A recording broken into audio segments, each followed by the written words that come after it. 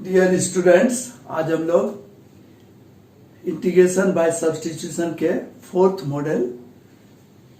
Question solve करेंगे। Fourth model माने fourth type का क्वेश्चन सब सॉल्व करेंगे। फोर्थ टाइप में हम लोग इस टाइप का क्वेश्चन सब रखे हुए हैं जिसका इंटीग्रैंड है f dash x by f x, यानी f dash x by f x d x का ये वैल्यू निकालना है। तो यहाँ पर एफ डैश एक्स क्या है ना, एफ एक्स का डेरिवेटिव है। तो एफ एक्स को यहाँ हम लोग टी मानेंगे। तो एफ एक्स का डेरिवेटिव एफ डैश एक्स के रेस्पेक्ट में इंटू डी एक्स और टी का 1 डी टी, यानी ये क्वेश्चन बन जाएगा डी टी बाई टी और इस तरह से log mod t plus some constant. इस तरह से हमारा ये मॉडल का जितना हिसाब बनेगा इसको हम लोग तीन टाइप में बनाए, तीन पार्ट में बांटेंगे। ठीक है, तो पहला पार्ट में हम लोग सबसे इजीएस्ट क्वेश्चन सब रखे हुए हैं। इजीएस्ट क्वेश्चन माने जहां पर जैसे क्वेश्चन नंबर 1 में हम इजीली देख रहे हैं कि अगर डिनोमिनेटर को t मान लेंगे, यानी x plus e to the power minus x को t मान लेंगे तो इसका डिफरेंशिएशन एक्स का एक्स होता है, e to the power minus x का e to the power minus x into -1, यानी ये माइनस हो जाएगा dx dt। और इस तरह से ये हो जाएगा dt बाई टी हो जाएगा, dt बाई टी हो जाएगा। और इस तरह से इसका इंटीग्रल वैल्यू क्या हो जाएगा, log mod t plus c, और t का वैल्यू अगर बैठा देंगे तो हो जाएगा ex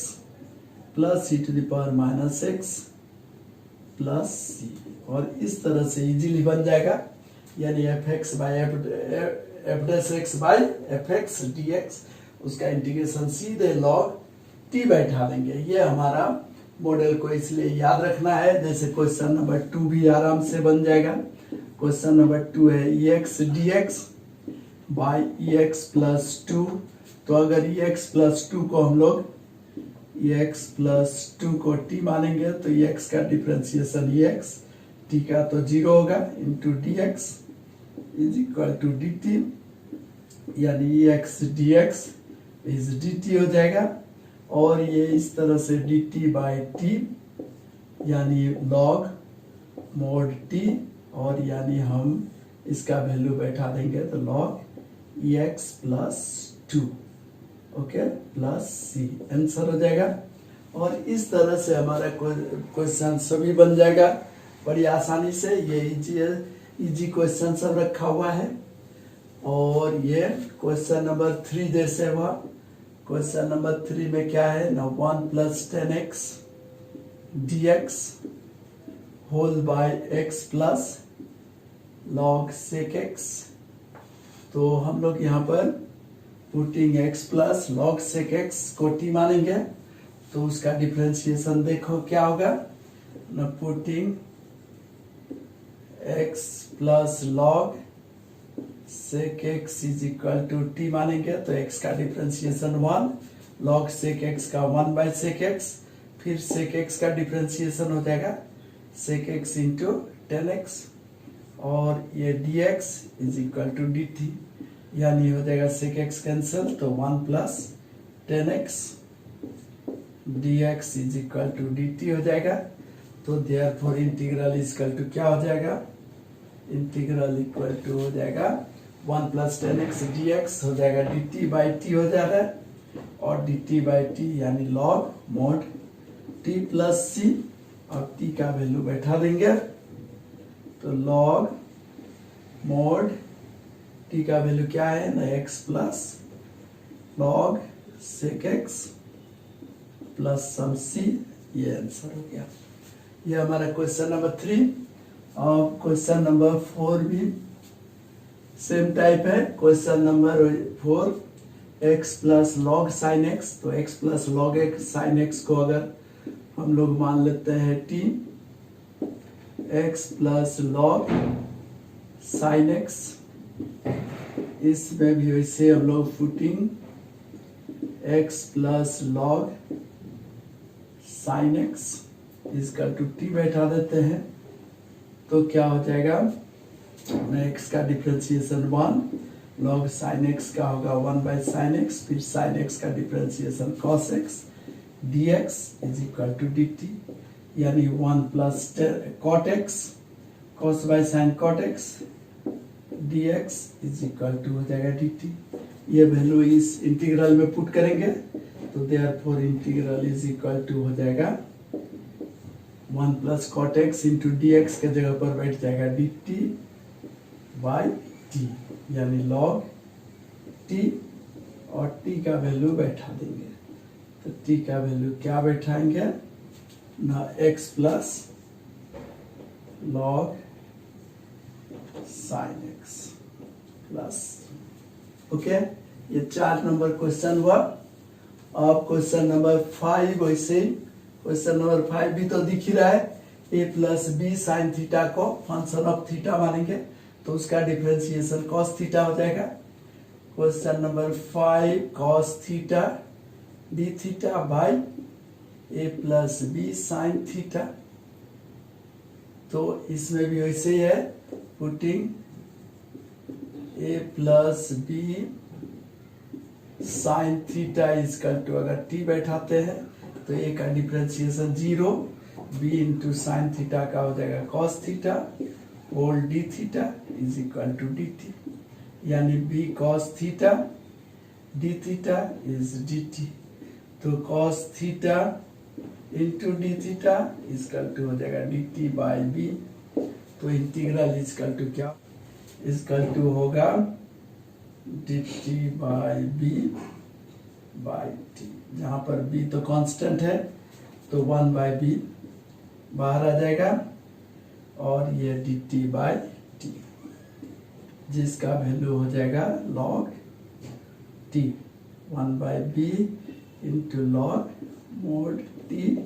plus some constant c हो जाएगा, और t का वैल्यू बैठा देंगे तो हो जाएगा 1 by b into log mod t का जगह पर a plus b sine theta plus integral constant c, okay. इस तरह से मेरा क्वेश्चन नंबर 5 भी बन गया। अब क्वेश्चन नंबर 6 क्या है, sine 2x dx whole by a square sine square x plus b square cos square x, इसमें भी वैसे डिनोमिनेटर को हम लोग t मान लेंगे तो putting a square sine square x plus b square cos square x is equal to t, तो a square into sine square x का डीसी क्या होगा ना, 2 साइन एक्स, पहले साइन एक्स होल स्क्वायर है तो 2 साइन एक्स, फिर sine x का डिफरेंशिएशन cos x, अब b square into cos square का डिफरेंशिएशन क्या होगा ना, cos स्क्वायर क्या होगा 2 cos x, पहले cos x होल स्क्वायर है 2 cos x, फिर cos x का होगा माइनस साइन x, है ना, whole dx with respect to x, यार इधर dt, तो ये हो जाएगा 2 sin x cos x, 2 sin x cos x common आ जाएगा तो यहाँ a स्क्वायर यहाँ minus b square dx is equal to dt, तो ये क्या हो गया 2 sin x cos x minus sine 2x और इंटू dx, और ये कांस्टेंट वैल्यू है, इसको हम लोग dt by a square minus b square बैठा देंगे, कांस्टेंट वैल्यू है इंटीग्रेशन से बाहर आएगा, तो therefore integral is equal to क्या होगा ना, साइन 2x dx के जगह पर लिखेंगे dt by a square minus b square, और ये तो t माने हैं t, तो 1 by a square minus b square बाहर रहेगा, होगा dt बाई टी, जिसका इंटीग्रेशन क्या होगा log t, और t का वैल्यू बैठा देंगे तो 1 by a square minus b square into log t का वैल्यू क्या होगा ना, a square sine square x plus b square cos square x plus सी, ये आंसर हो जाएगा। ओके, अब हम लोग आएंगे क्वेश्चन नंबर 7। क्वेश्चन नंबर 7 भी वही है, सिर्फ एक 2 मल्टीप्लाई करके यहाँ पर कंफ्यूज किया हुआ है। तो हम लोग 2 अगर कांस्टेंट वैल्यू को कॉमन ले लेते हैं, जैसे 7 2 cos x minus 3 sin x whole dx, और यहाँ से अगर हम लोग 6 cos x लिखा हुआ है प्लस 4 sin x, जिसमें से हम लोग 2 कॉमन ले लेते हैं, तो 2 कॉमन बाहर कॉमन ले लेते हैं, तो ये हो जाएगा 3 cos x plus 4 sin x, तो sin x को पहले लिख लेते हैं 2 sin x plus 3 cos x। अब देखो, अब फॉर्म में आ गया 2 cos x minus 3 sin x। Easily दिख रहा है कि ये अगर t मानते हैं तो इसका डिफरेंशिएशन 2 sin x का 2 cos x, 3 cos x का माइनस sin x यानी minus 3 sin x into dx dt हो जाएगा, और इस तरह से dt बाई हाफ तो कांस्टेंट है, dt बाई t कैसे होगा ना, putting t is equal to 2 sin x plus 3 cos x, तो dt इसका 2 हो जाएगा 2 cos x minus 3 sin x whole dx। Okay, तो dt बाई t क्या हो जाएगा, log mod t plus some constant, और यहाँ पर t का वैल्यू बैठा देंगे हाफ log mod t कितना है ना, 2 sin x plus 3 cos x plus some constant, ये मेरा आंसर हो जाएगा। और इस तरह से ये 7 क्वेश्चन, इजी क्वेश्चन सब हम खाली ये फॉर्म को समझाने के लिए बता दिए। और इसके बाद हम लोग नेक्स्ट डे हम लोग और कुछ इसका इसी का ही हम लोग और थोड़ा सा क्रिटिकल क्वेश्चन को देखेंगे। फिर 10x cot x ये भी इसी मॉडल में ही है, इसलिए उसको एक दिन देखेंगे। ओके।